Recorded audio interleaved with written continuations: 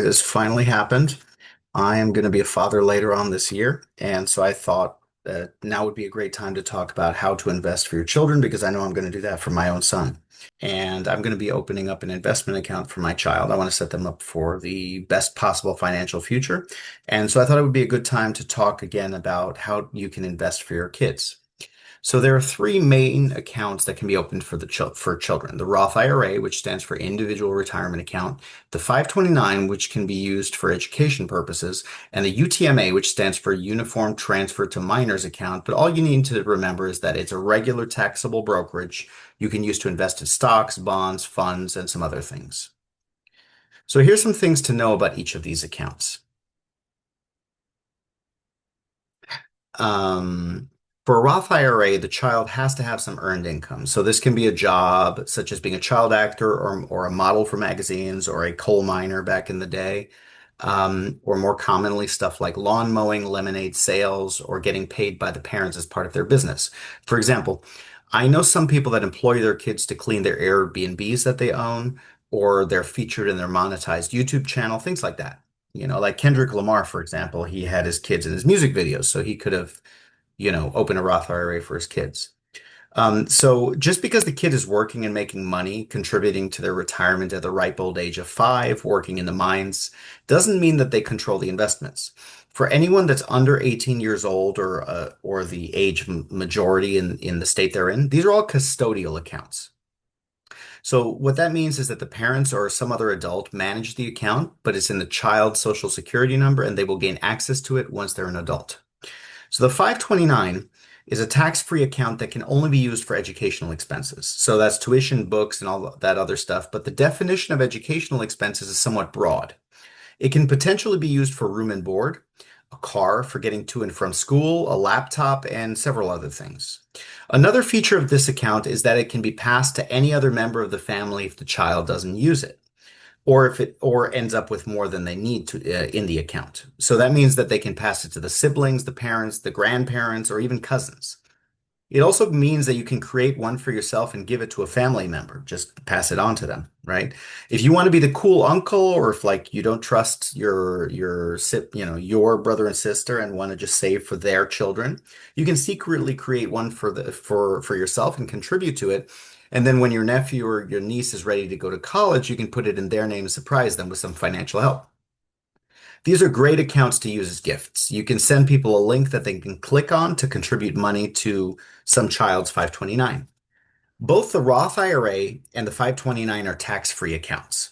So any money that goes into them is completely tax-free. The investments grow tax-free, and then when you withdraw the money in retirement or for school, it's also completely tax-free.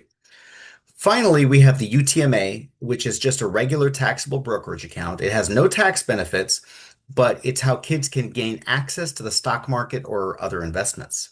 It's custodial, just like the others, meaning the parent controls it, but it's under the child's social security number and it's for their benefit. Now, as far as limits go, you can contribute up to $7,000 a year in 2025, and this number goes up periodically. So it's a tax advantaged account, like I mentioned, so the government won't allow you to shelter unlimited funds, right? So the 529 is limited to about $19,000 per contributor in 2025. That's the annual gift tax exclusion. So if an individual donor gives over that amount, they will have to file a gift tax return. So most people don't want to do that. But what that means is parents can add up to 38,000 a year per kid without any kind of penalty. Now, the total amount you can contribute to a 529 is also limited, but it's high enough to not really be a consideration for most people. It varies by state, but the most you can contribute to the plan and still take advantage of the tax benefit is between $300,000 and $600,000, depending on the state. And this is over the life of the account. And then finally, for the custodial brokerage, it's just a regular investment account, so there are no tax benefits, but there's also no limit to how much you can put in there. This is also the most flexible of the three accounts, and you can use the money for whenever and for any reason, and of course you'll have to pay taxes on the profits, but capital gains taxes tend to be lower, and you might actually end up paying zero in taxes if you make below like 100,000 or something. So as mentioned, I am having a kid at the end of this year and really excited about that. I want to, set him up as best I can. Um, I'm all about setting him up for financial success. And to that end, once he's born and has a social security number, I'm going to open up a custodial brokerage account with $1,000 and I'm going to put $100 a month into it until he's working and making his own money. So like 18 or 25, something like that, right? And then I'm going to give it to him. Now this can be used for a car when he's 16 or 20 or something, or for school or for anything, right? It's just an investment account. Um, but for now, I'm going to put the money into a low-cost S&P 500 index fund, which is for 99% of Americans, this is your best option, right? You're investing in the top 500 companies in the entire country, right? Over the last 100 years, the S&P 500 has returned 9 to 10%, right? Lately, it's been a little higher. The last 18 years has been 12.7%. But that doesn't mean we can really expect these returns to continue. But I would, 8 to 10% is reasonable. Um, but assuming he turned 18 today, and I had done the same for him if he were born, 18 years ago in 2007, that money, that $1,000 at birth plus $100 a month, would have turned into about $85,000 today. You know, I believe the stock market is one of the greatest, if not the greatest, wealth creation machines out there. And if we look at actual S&P 500 returns over different time frames, this is what we would have earned, right? And I'm using DQYDJ.com. That's don'tquityourdayjob.com. They have calculators on there.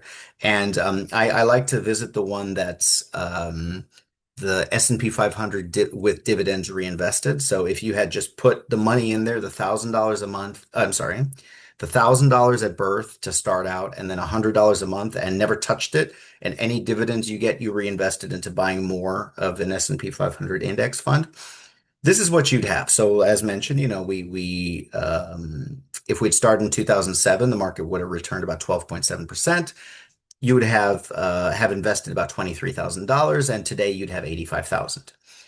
If we zoom out a little bit to the year 2000, he'd be about 25 today. You'd have about 147,000.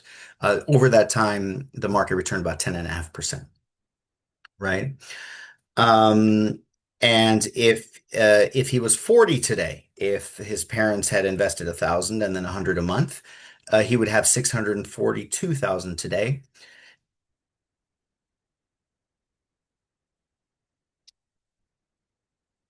And what about 50? If I started in 1975, he'd have 2.1 million.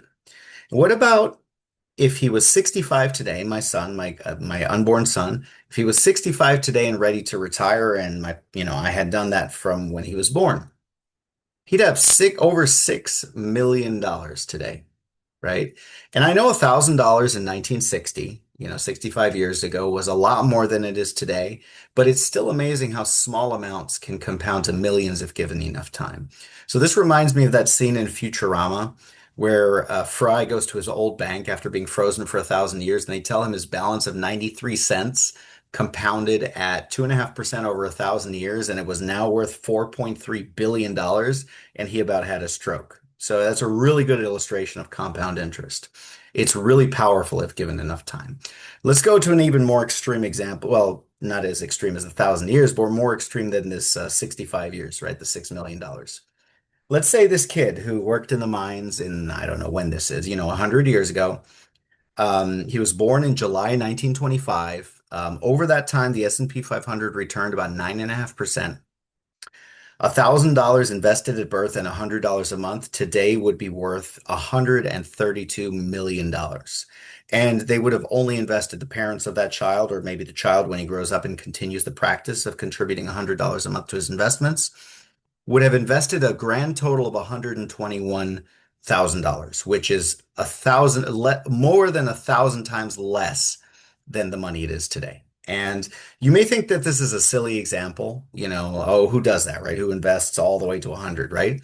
But advances in productivity, are increasing the stock market returns. Artificial intelligence is doing some insane things. I truly believe that healthcare advances that we're seeing even now over the next 5 years or whatever, we will see people living to 150 years in our lifetime. Not everyone, of course. I personally plan to to try at least to live to 120. But I believe we will see people living to 150 in our lifetimes. So, in summary, start early, start for your kids early, contribute regularly for yourself and for your kids, and get started investing for your children as early as you possibly can. Even a little bit can compound into a lot.